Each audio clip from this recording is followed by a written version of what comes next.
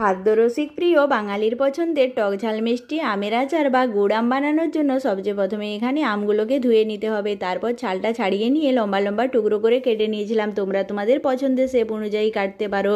এবার এই টুকরোগুলোকে ধুয়ে নিয়ে জলটা ঝরিয়ে নিয়ে একটা পাত্রের মধ্যে নিয়ে নিলাম। তারপর পরিমাণ মতো লবণ, হলুদের গুঁড়ো মিশিয়ে দিয়ে 1 থেকে 2 ঘন্টার মতো রোদে শুকাতে দিতে হবে।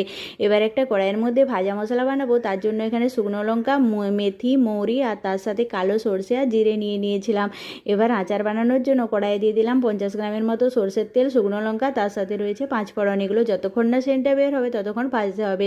তারপর এখানে আমটা অ্যাড করে দিলাম। আমটা কিন্তু ভাজতে ভাজতেই সেদ্ধ হয়ে যাবে, এখানে কোনো প্রকার জল দেওয়ার দরকার নেই। তারপর দেখো সেদ্ধ হয়ে যাওয়ার পর এখানে হাফ বাটির মতো গুড় মিশিয়ে দিয়েছিলাম। গুড়টা ফুটে ওঠার পর এখানে দিয়ে দিলাম অল্প পরিমাণ লেবুর রস, তারপর দিয়ে দিলাম ভাজা মশলা। তো বাঙালির পছন্দের টক ঝাল মিষ্টি আমের আচার রেডি হয়ে গেছে। কালারটাও কিন্তু সুন্দর হয়েছে। তো চলো দেখা হবে পরের ভিডিওতে। সকলে ভালো থেকো, সুস্থ থেকো।